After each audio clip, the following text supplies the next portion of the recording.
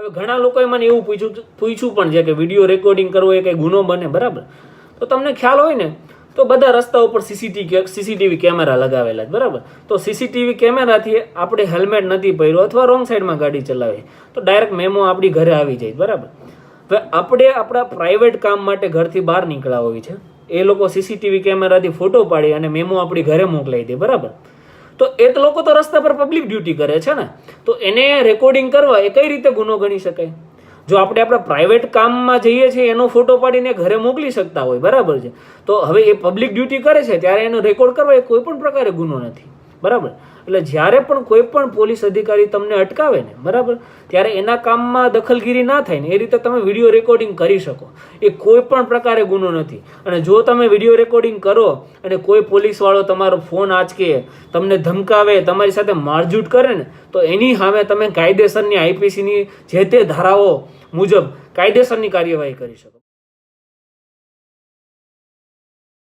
જ્યારે પણ પોલીસ દ્વારા તમને રસ્તા પર અટકાવવામાં આવે ને તો સિમ્પલી વિડીયો રેકોર્ડિંગ ચાલુ કરતો, બરાબર? તમે એના કામમાં કોઈ દખલગીરી નથી કરતા, તમે તમારી પોતાની સેફટી માટે વિડીયો રેકોર્ડિંગ ચાલુ રાખો છો. ભાઈ મારી પાસેથી પ્રોપર દંડ લેવામાં આવે મેં જે ગુનો કર્યો છે એ મુજબ જ દંડ લેવામાં આવે, એટલે તમે તમારી સેફટી માટે વિડીયો રેકોર્ડિંગ ચાલુ કરી શકો, એમાં કોઈ પણ પ્રકારનો ગુનો નથી. ગુજરાત પોલીસનો એક મુખ્ય ઓબ્જેક્ટિવ છે સેવા, સુરક્ષા અને શાંતિ, બરાબર? હવે જ્યારે પોલીસ રોડ પર ફરજ બજાવતી હોય ને, રસ્તા પર ફરજ બજાવતી હોય ને, ત્યારે એની ફરજો પણ છે.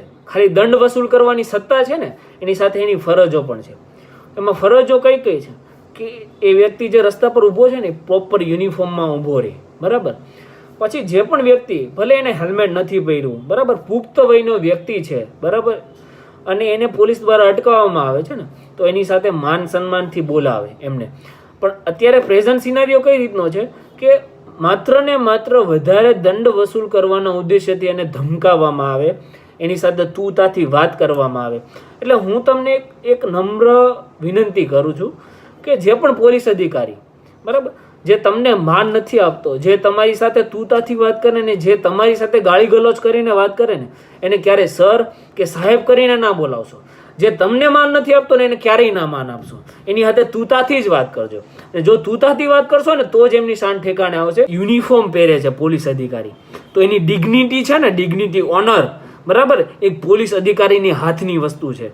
જો એક પોલીસ અધિકારી એના યુનિફોર્મની ડિગ્નિટી નથી જાળવી શકતો ને તો એ દંડ વસૂલ કરવા માટે પણ લાયક નથી.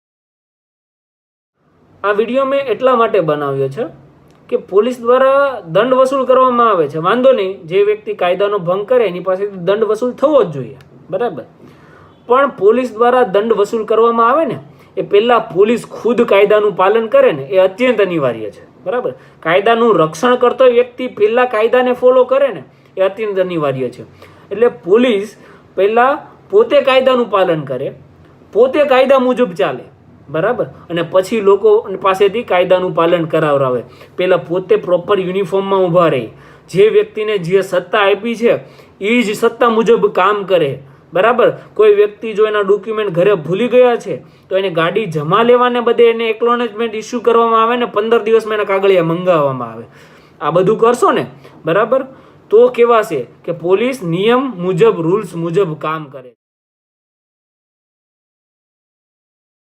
મને તો એ નથી સમજાતું કે યુનિફોર્મ પોલીસ ઓફિસર જાહેર જનતાની સેવા માટે પહેરે છે, પણ જેવો યુનિફોર્મ એને મળી જાય ને પછી એ જાહેર જનતાના બાપ થવાની કોશિશ શા માટે કરે છે? હમણાં રિસન્ટલી જ એક વિડીયો જોયો જેમાં બેંક મહિલા કર્મચારીને આપણા સરથાણા પોલીસ કર્મચારી મારતા દેખાય છે, બરાબર? પછી હમણાં એક લેટેસ્ટ વિડીયો આવ્યો જેમાં 200 રૂપિયા માસના દંડ પેટે એક ભાઈ કોઈન આપે છે 10-10ના, બરાબર, તો એને પણ મારવામાં આવે છે. એટલે ચલણી નાણું, કોઈન ચલણી નાણામાં આવતું નથી.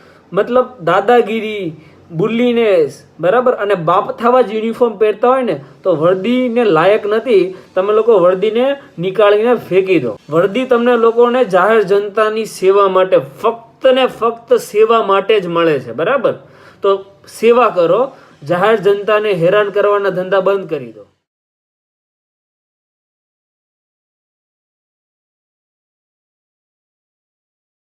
અને ગુજરાત સરકાર એવું લખે છે કે અમને દંડની રકમમાં કોઈ રસ નથી, બરાબર. આ જે પણ નિયમો છે જાહેર જનતાની સલામતી માટે છે, પણ આપણે ગૃહમંત્રી શ્રી પ્રદીપભાઈ અથવા વિજય રૂપાણીભાઈ, બરાબર, રસ્તા પર એકવાર ગાડી લઈને નીકળો, ટુ વ્હીલર લઈને, એટલે તમને ખબર પડશે કે માત્ર ને માત્ર દંડ વસૂલ કરવા ઉપર જ અહીંયા આ ગુજરાત રાજ્યમાં ફોકસ કરવામાં આવે છે. જાહેર જનતાને હેરાન કરીને ગમે તેમ મન ફાવે એવું બોલીને વધુમાં વધુ દંડ કેમ વસૂલ થાય ને એના ઉપર જ ફોકસ કરવામાં આવે છે. અને એટલી દાદાગીરી વધી ગઈ છે રિસન્ટ ટાઈમમાં, મને ખબર નહીં કે આપણા બ્રહ્મભટ્ટ સીપી સાહેબ શું કરે છે, એમનું ધ્યાન ક્યાં છે, બરાબર. અહીંયા ટ્રાફિક બ્રિગેડના જવાનો મન ફાવે એમ દંડ વસૂલ કરે છે, પોલીસના જવાનો મન ફાવે એવી દાદાગીરી સુરતમાં કરે છે, બરાબર. મહિલા કર્મચારીઓ બેંકના એમને મારે છે. અને બ્રહ્મભટ્ટ સાહેબ શું કરે છે? જો સૂતા હોય ને સાહેબ તો જાગી જાઓ, બરાબર. આ સમય આના માટે નથી. લોકો અત્યારે 300 રૂપિયા 400 રૂપિયા કમાઈ નથી શકતા, બરાબર, એક દિવસમાં, અને 500 રૂપિયા દંડ એ તમને રસ્તા પર આપે. 200 માર્ક્સના દંડ તમે ઉઘરાવો છો, બરાબર, તો તમને દંડની રકમમાં તમને રસ નથી, તો એટલો દંડ ઉઘરાવવા માટે માત્ર ને માત્ર વધુમાં વધુ દંડ વસૂલ કરવા માટે 10 20 ટોળામાં એક સર્કલ ઉપર કેમ ગીધની જેમ ઉભા રહો છો? મને એ સમજાવો ને જરા.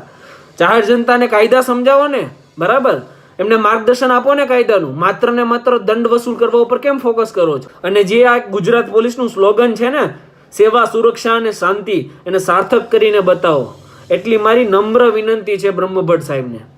ધન્યવાદ.